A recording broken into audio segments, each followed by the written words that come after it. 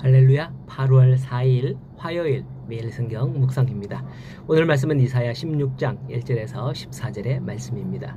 이 이야기 아실 건데요. 어느 날 아기 개구리가 연못가에서 엄청나게 큰 황소를 보고서 놀라서 엄마에게 달려가서 그것을 말하자 엄마는 자기도 그렇게 그 다음에 배에 힘을 잔뜩 두고 공기를 들여 마시며 배를 부풀리잖아요.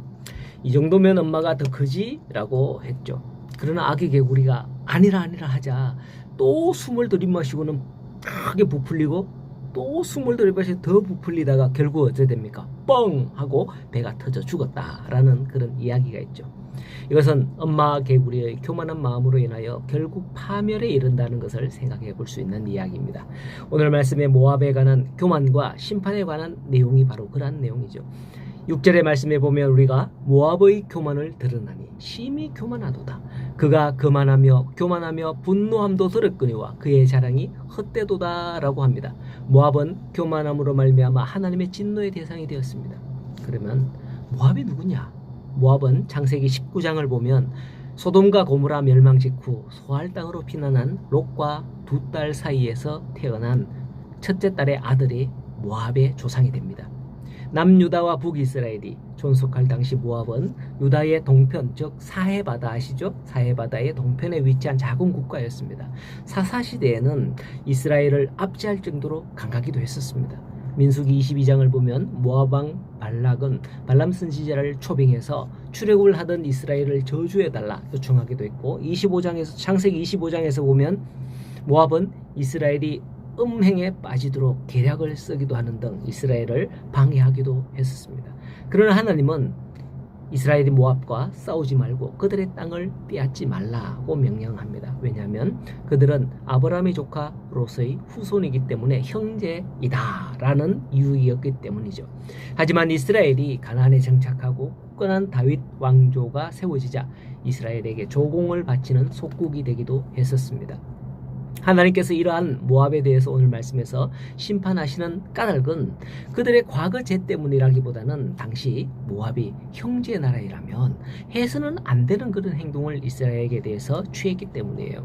형제라면 형제였던 유다가 위기를 당할 때 마땅히 도와줘야 하잖아요. 그죠? 그러나 모압은 이스라엘과 연접해 있음에도 불구하고 이스라엘과 가까이 지내지 못하고 늘 대적적인 관계를 유지함으로써 하나님의 은혜의 중심에 들지 못하고 은혜의 주변에 머물고 말았습니다. 이렇게 하나님의 은혜의 중심이 아닌 주변에 머무는 길을 택한 모압이 결국 어떤 길을 가게 되었는가, 오늘 본문에서 우리에게 보여주는 거죠. 이사야는 모압에 대한 하나님의 멸망의 예언을 선포하면서 거듭하여 슬픔을 표시합니다.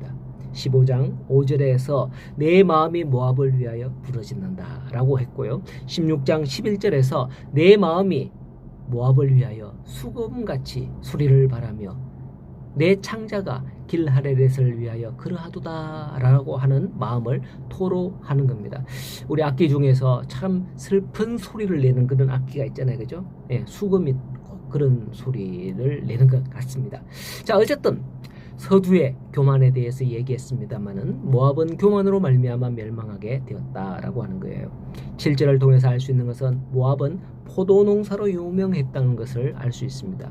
오늘날에도 지중해 연안에 포도주가 유명하고요, 포도 농사가 유명하죠.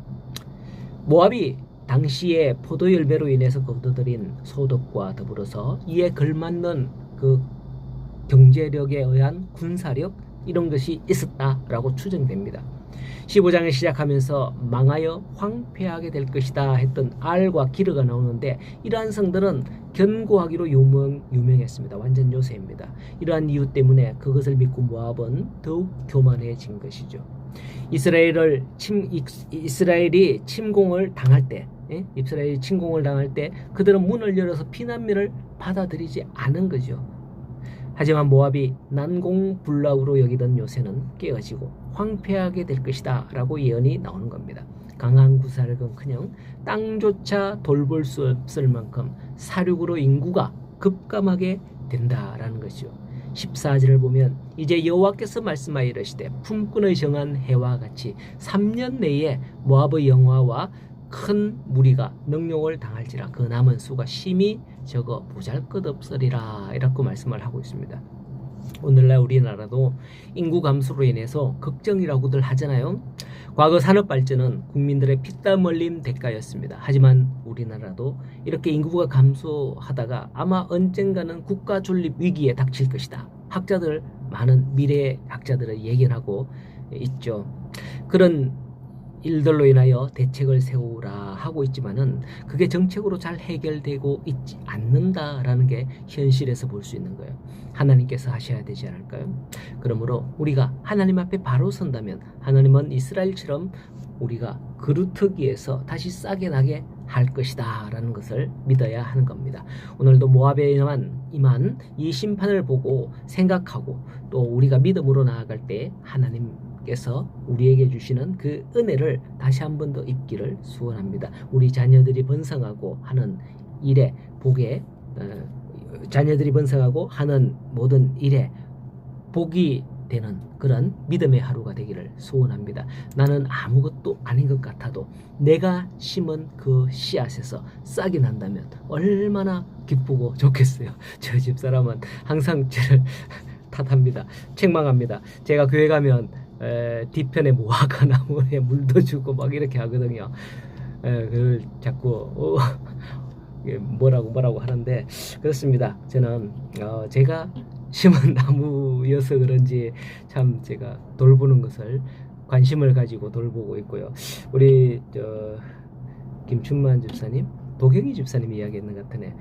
홍 목사님은 땅에 있었으면 농사를 잘 지었을 것 같아요. 이렇게 이야기도 하시더라고요. 어쨌든 왜 그러냐? 내가 심은 그 씨앗에 대해서 이렇게 자라는 것을 기뻐하듯이 우리가 하는 모든 일에 대해서 하나님께서 우리를 기뻐하시기를 소원한다 이 말이에요. 그렇습니다. 오늘도 우리가 하는 모든 일들이 하나님이 기뻐하시는 일이 되어서 우리가 복이 되는 그런 날들이 되는 오늘 귀하고 복된 하루가 되기를 간절히 소원합니다.